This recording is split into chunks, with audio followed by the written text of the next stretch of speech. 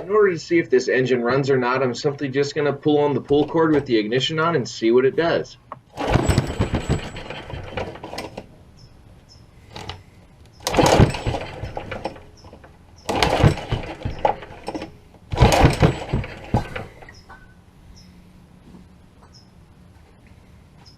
What I'm spraying in there is starting fluid. If it's not getting fuel, it'll run off the starting fluid.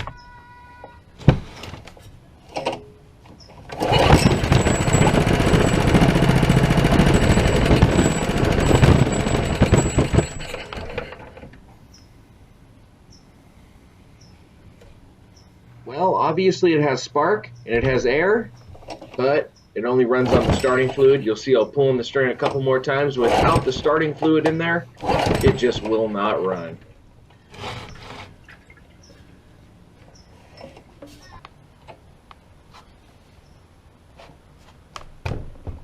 Since this engine is only running on starting fluid, I figured it has a fuel problem.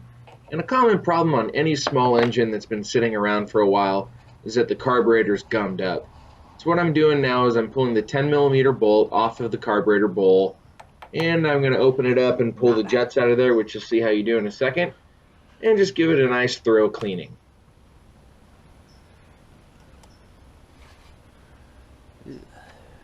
Nastiness.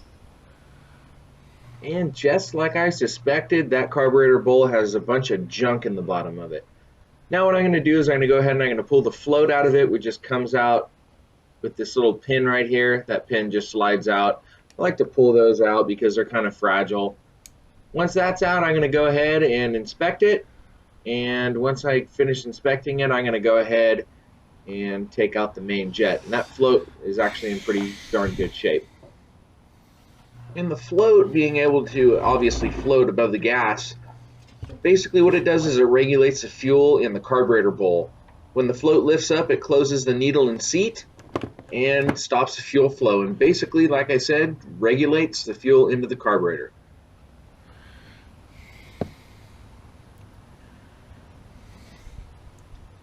In order to get that main jet out, the only thing you need to do is go into the bottom of the carburetor after the bowl and the float is removed and stick a flat blade screwdriver in there. Make sure you shine a flashlight in there.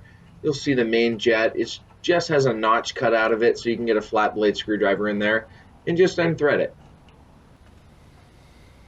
And for the main jet to come out, what I did was I tilted the engine forward just so gravity can help me out to get that main jet out. And I have it in my hand right now. You'll see it's just a little brass jet with a little small hole in the center of it right there in my hand. And you can see daylight through it, which kind of concerns me because I was kind of hoping that this thing was going to be plugged up with crap, which is why this thing is not running. It's at least what I thought why it wasn't running. And right behind the main jet, there's what's called an emulsion tube. This is not threaded in. It just kind of falls out with gravity. I'm sorry I didn't show a picture of it, but it's basically this brass sleeve and it has some holes drilled in it, and a lot of times that's plugged up as well. The next step that I went into, since the main jet is out and the emulsion tube is out, I'm going to go ahead and I'm going to turn the gas on to actually make sure that I'm getting gas from the fuel tank to the carburetor. And in this case, I am not getting any fuel down to the carburetor from the fuel tank.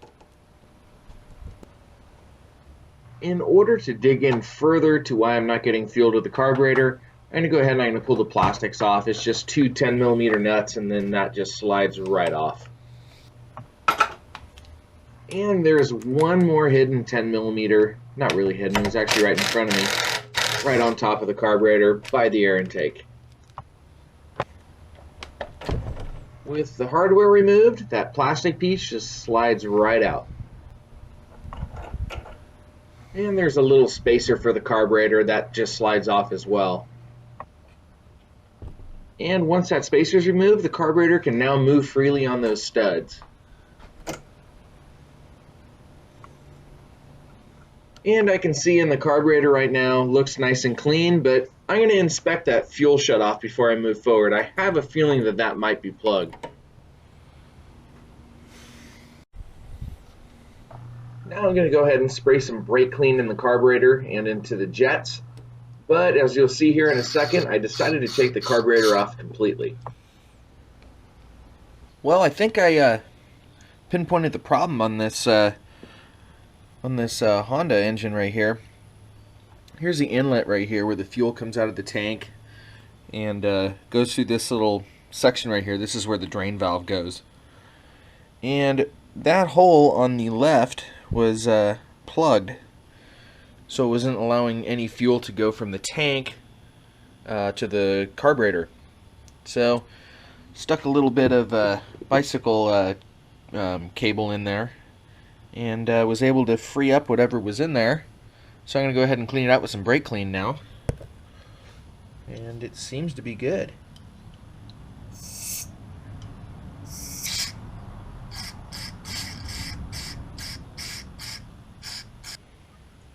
You know what, while it's out, I'm going to put the bowl on and all that stuff. I'm going to put the carburetor together while it's out. I really didn't do a detailed video on how to put the carburetor together, but I'm sure I'll cover that topic in another video. Now that the carburetor is all put back together, we can go ahead and put the carburetor back on the engine. Slides right on those two studs, and one fuel line hooks to it. Now that everything's back together, I can go ahead and I can take the clamp off the fuel line and hook it to the carburetor and see if everything works the way it should.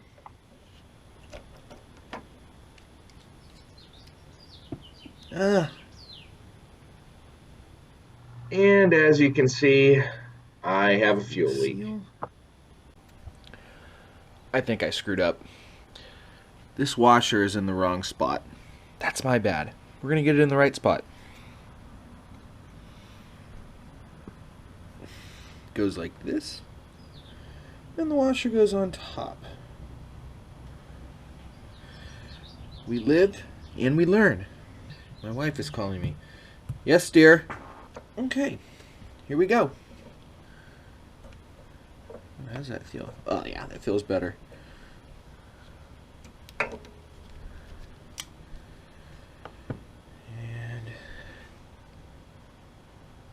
wait about 30 seconds. See if there's any leaking. No leaking. Let's turn the fuel on and see if the bowl leaks.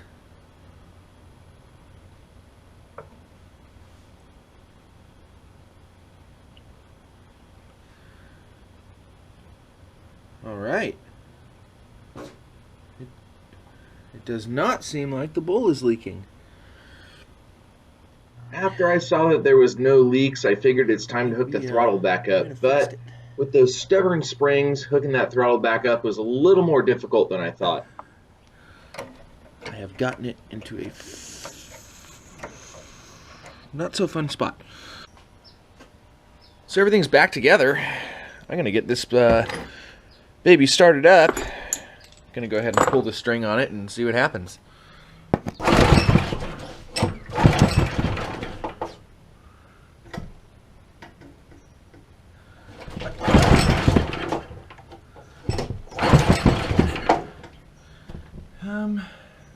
Maybe a little prime.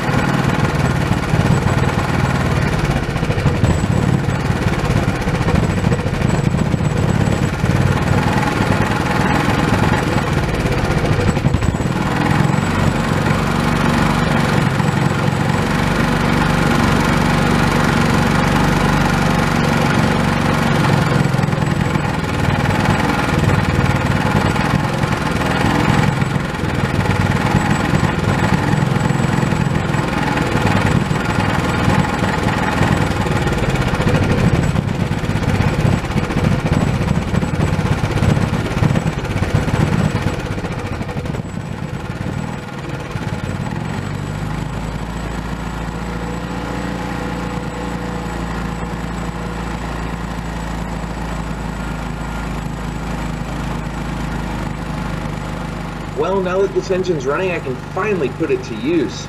I was way too eager to ride that green go-kart, so I went a different route with that kart. This engine was supposed to go on it, but it didn't happen. As always, please remember to like and subscribe, and thanks for watching.